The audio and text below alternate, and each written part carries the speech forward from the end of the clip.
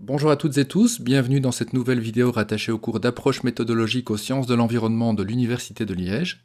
Dans cette vidéo, nous allons nous intéresser à un mémoire de fin d'études réalisé par une étudiante du Master en sciences et gestion de l'environnement de l'Université de Liège en 2021-2022, Laura Jonkers. Cette étudiante a travaillé sur les enjeux de la compensation carbone par le boisement et le reboisement via une étude comparative de programmes de compensation volontaires belges et français.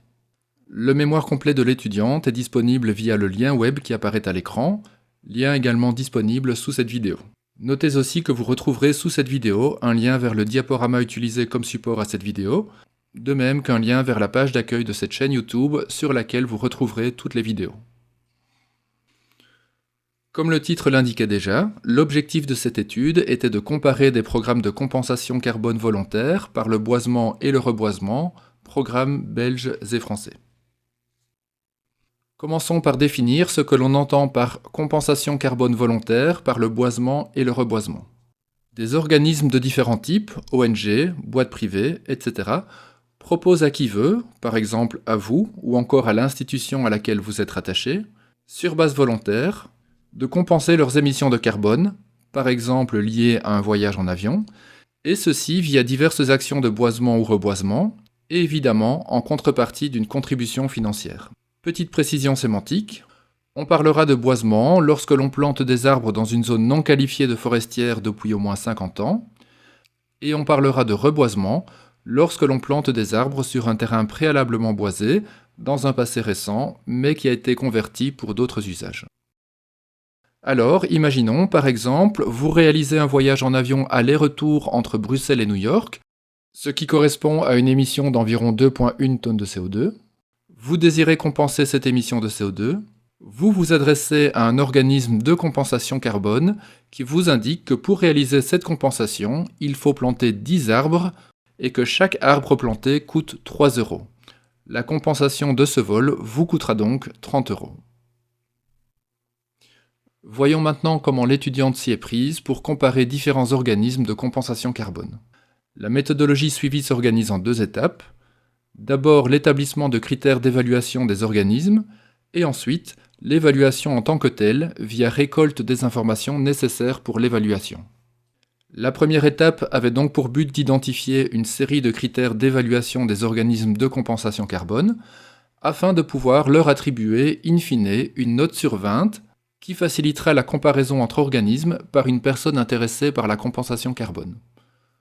L'étudiante a identifié 17 critères de 3 types: la méthodologie de l'opérateur, évaluée sur 5 points, les projets de boisement et reboisement en tant que tels, évalués sur 10 points, et la transparence de l'opérateur, évaluée sur 5 points. Chaque critère pouvant recevoir un score ou une note allant de 1 très mauvais à 5 excellent. Un aperçu de ces critères sera donné dans les dias suivantes. La deuxième étape correspond à la récolte des informations qui permettront d'évaluer les critères pour chaque opérateur étudié. Initialement, 11 opérateurs ont été contactés, mais in fine, seuls 3 ont pu être analysés dans le cadre de cette étude. Afin de recueillir les informations souhaitées, l'étudiante avait initialement pensé pouvoir fonctionner à l'aide d'un QCM de 20 questions. Cependant, se rendant compte de la difficulté d'obtenir des informations de cette manière, elle s'est ensuite redirigée vers la consultation des sites web des opérateurs, puis, pour les informations manquantes, elle a procédé par échange d'emails et interviews. Voici un aperçu du tableau d'évaluation des critères. Les critères sont repris dans la première colonne. Cette dia correspond aux critères relevant de la méthodologie de l'opérateur, avec des critères comme par exemple la méthode de calcul des émissions utilisées par l'opérateur, la méthode de calcul des compensations, c'est-à-dire comment estimer la quantité de CO2 compensée lorsque l'on plante un arbre, le nombre et le type d'arbre utilisé pour une compensation donnée, etc. Et pour chaque critère, la définition des scores d'évaluation, allant de 1 très mauvais à 5 excellent, est présentée en colonne. À titre d'exemple, si nous reprenons le premier critère, calcul d'émissions, si l'opérateur ne présente aucun calcul au client, il reçoit alors un score de 1, et si par contre un calcul avec source scientifique est proposé, il reçoit un score de 5. Le même principe d'évaluation est réalisé pour l'ensemble des critères. Voici dans cette dia les critères concernant les projets de boisement et reboisement en tant que tels, Critères que je ne vais pas détailler, l'important étant que vous compreniez le principe méthodologique global de l'étude. Et enfin, pour information, voici les critères associés à la transparence de l'opérateur. Voici maintenant un aperçu du QCM de 10 pages que l'étudiante avait réalisé pour récolter les informations nécessaires à son étude. Ce QCM est fourni dans le mémoire de l'étudiante pour ceux qui seraient intéressés. Et voici un exemple d'application de la grille d'évaluation à un opérateur de compensation carbone particulier. Les cases vertes identifient les scores obtenus par l'opérateur pour les différents critères. La colonne couleur saumon reprend les scores obtenus. La colonne jaune clair à droite du tableau reprend quelques commentaires justifiant les scores obtenus. Et enfin, la deuxième colonne, en jaune plus foncé, reprend les numéros des questions du QCM qui ont été utilisées pour évaluer chaque critère. On voit qu'un critère est parfois évalué à l'aide de plusieurs questions. Et nous arrivons déjà à la dernière dia de cette présentation, qui présente de manière sommaire les résultats de cette étude.